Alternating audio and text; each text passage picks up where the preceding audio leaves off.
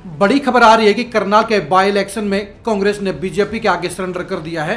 कांग्रेस ने बीजेपी के प्रत्याशी मुख्यमंत्री नायब सैनी को सेफ रास्ता देते हुए सबसे कमजोर प्रत्याशी को चुनावी दंगल में उतारने का फैसला दिया है।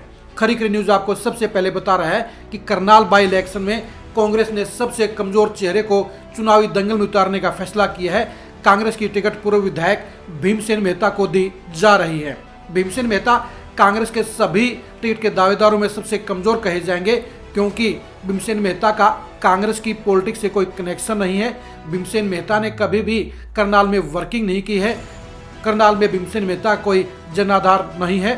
सिर्फ पंजाबी चेहरा होने के नाते ही भीमसेन मेहता को करनाल से टिकट दी जा रही है, जबकि उनके मुकाबले के दूसरे टिकट के दावेदार, चाहे वो सुरेश गुप्ता थे, चाहे वो त्रिलोचन सिंह है, चाहे वो सुमिता सिंह थे, तीनों के तीनों ही करनाल की पॉलिटिक्स करते आए हैं।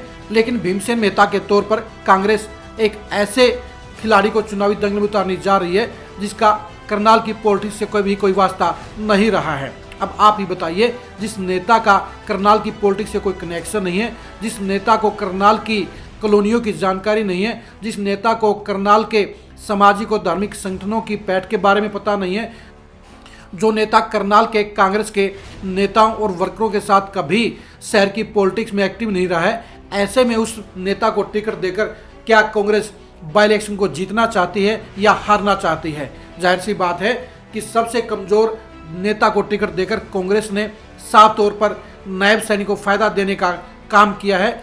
भीमसेन मेहता को टिकट देकर कांग्रेस ने चुनाव जीतने के बजाय हारने का प्रबंध कर लिया है, और ये सही बात है कि एक बार भी भीमसेन मेहता कहीं भी फाइट पे नजर नहीं आएंगे, क्योंकि भीमसेन मेहता के साथ न तो कांग्रेस का पूरा संगठन लगेगा, ना कांग्रेस के पूर्व के प्रत्याशी लगेंगे, ना कांग्रेस के बड़े नेता लगेंगे। जाहिर सी बात है, भूपेंद्र हुड्डा ने कहीं न कहीं एक डील के तहत करनाल की इस बाई इलेक्शन की टिकट को भीमसेन मेहता को देने का फैसला लिया है। ये सारी दुनिया जानती है कि भीमसेन मेहता भूपेंद्र हुड्डा खेमे के साथ जुड़े हुए हैं, उनके निष्ठावान साथियों में शामिल हैं, और ऐसे में भीमसेन मेहता को टिकट देने का अर्थ यही रहेगा कि भूपेंद्र हुड्डा ने नायब सैनी को फायदा पहुंचाने के लिए ही मेहता को टिकट देने का फैसला किया है।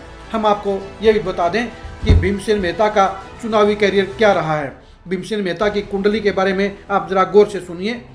2019 में भीमसेन मेहता को कांग्रेस की टिकट नहीं मिली थी, क्योंकि उन्हें बेहद कमजोर प्रत्याशी माना गया था, इसलिए कांग्रेस की टिकट उन्हें नहीं दी गई। 2014 में कांग्रेस की टिकट पर भीमसेन मेहता इंद्री की सीट पर चौथे स्थान पर रहे थे। 2009 भीमसेन मेहता आईएनएलडी के अशोक कश्यप से चुनाव हार गए थे। इससे पहले 2007 में इंद्री के बाई इलेक्शन में भीमसेन मेहता कांग्रेस की टिकट पर चुनाव जीते थे, लेकिन उससे पहले 2005 में भी भीमसेन मेहता कांग्रेस के राकेश कंबोज से चुनाव हार गए थे। 2000 के चुनाव में निर्दलीय प्रत्याशी के तौर पर भीमसेन मेहता दूसरी बार विधायक बने थे, और सबसे पहले 1996 में वो निर्दलीय प्रत्याशी के तौर पर विधायक बने थे। यानी 1996 में पॉलिटिक्स में निर्दलीय विधायक के तौर पर दमदार एंट्री मारने के बाद भीमसेन मेहता लगातार एक्टिव तो रहे हैं, लेकिन वो करनाल की बजाय इंद्री की पॉलिटिक्स में ही एक्टिव रहे हैं। उन्होंने इंद्री की ही पॉलिटिक्स की है, लेकिन 2007 के बाद वो लगातार ढलान पर गए हैं। उनकी सियासत कमज़ोर हुई है, और यही वजह रही कि वो 2009 का चुनाव हारे, वो 2014 का चुनाव हारे, और 2019 में उन्हें टिकट देने के लायक भी नहीं समझा गया। अब आप ही बताइए, जिस नेता ने 30 साल तक इंद्री की पॉलिटिक्स की गई हो, जिस नेता को 2019 के चुनाव में कांग्रेस ने टिकट देने के लायक नहीं समझा हो, वो नेता 2024 के सबसे महत्वपूर्ण बाई इलेक्शन में कांग्रेस की टिकट का हकदार कैसे हो सकता है? जाहिर सी बात है, कांग्रेस भीमसेन मेहता को अगर चुनावी दंगल में उतारती है तो कांग्रेस की मंशा पर सवालिया निशान खड़े होंगे। भीमसेन मेहता की सिफारिश करने वाले भूपेंद्र हुड्डा की नीयत पर सवालिया निशान खड़े होंगे, और इस चुनाव को लेकर साफ तौर पर कहा जाएगा कि कांग्रेस ने बीजेपी के आगे सरेंडर कर दिया है। कांग्रेस की पॉलिटिक्स से जानने वाले यही कहते हैं कि भीमसेन मेहता कांग्रेस के सबसे कमजोर प्रत्याशी होंगे। बेशक उनके साथ में पूर्व विधायक लिखा हुआ है, बेशक वो 3 बार विधायक भी बने हैं, लेकिन वो पिछले 2 चुनाव बुरी तरह से हार चुके हैं, और 2019 में वो चुनाव के टिकट के काबिल ही नहीं माने गए थे। अब आप ही बताइए, जिस नेता को उनकी ही पार्टी ने इंद्री सीट के ऊपर चुनाव लड़ने के काबिल न माना हो, उन्हीं नेता को करनाल में किस मेरिट के आधार पर टिकट दिया जा रहा है, किस खूबी के तहत टिकट दिया जा रहा है, कौन से जनाधार के बलबूते पर टिकट दिया जा रहा है, कौन सी लोकप्रियता के बलबूते पर टिकट दिया जा रहा है। जाहिर सी बात है, करनाल सीट के बाकी के दावेदारों की अनदेखी करते हुए भूपेंद्र हुड्डा की सिफारिश पर ही भीमसेन मेहता को करनाल बाई इलेक्शन में टिकट दिया जा रहा है।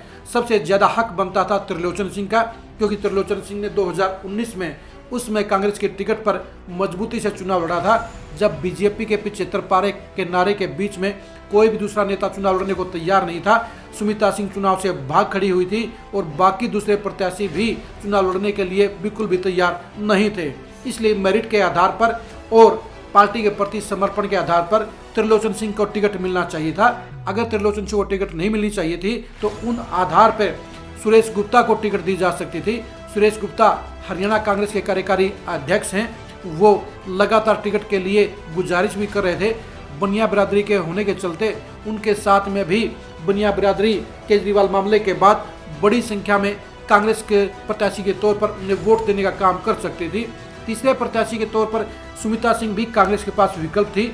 बेशक वो 2014 के चुनाव में करनाल से भागकर असंध चली गई थी, बेशक 2019 के चुनाव में खट्टर के सामने उन्होंने चुनाव लड़ने से इनकार कर दिया था, लेकिन इसके बावजूद उनकी मजबूत दावेदारी बाई इलेक्शन में बन रही थी। यानी 3 मजबूत दावेदारों के मुकाबले में जिस तरह से भूपेंद्र हुड्डा ने भीमसेन मेहता को करनाल बाई इलेक्शन में टिकट दिलवाने के लिए सिफारिश की है, जिस तरह से उनका नाम फाइनल हुआ है, उससे जाहिर हो जाता है कि यह टिकट मेरिट के बेस पर नहीं दी गई है, यह टिकट कांग्रेस को चुनाव जिताने के लिए नहीं दी गई है, बल्कि यह टिकट चुनाव हरवाने के लिए दी गई है। यह टिकट नायब सैनी का रास्ता साफ करने के लिए दी गई है। अब देखने की बात यह है कि भीमसेन मेहता के जरिए भूपेंद्र हुड्डा क्या हासिल करते हैं। क्या भूपेंद्र हुड्डा ने रोहतक सीट पर अपने बेटे दीपेंद्र हुड्डा के सामने अरविंद शर्मा को टिकट दिलाने के लिए ही करनाल में डील तो नहीं की थी, लेकिन ये साफ सी बात जाहिर है कि करनाल सीट पर बाई इलेक्शन में भीमसेन मेहता के चुनाव लड़ने पर कांग्रेस के जीत के कोई आसार नहीं होंगे और नायब सैनी आसानी से चुनाव जीत जाएंगे। करनाल बाई इलेक्शन के परिणाम को जानने के लिए आप खरी न्यूज के साथ बने रहिए। भीमसेन मेहता के चुनावी अंजाम को जानने के लिए भी आप खरी न्यूज के साथ बने रहिए। आप हमारे फेसबुक पेज को फॉलो कीजिए, आप हमारे यूट्यूब चैनल को सब्सक्राइब कीजिए। नमस्कार।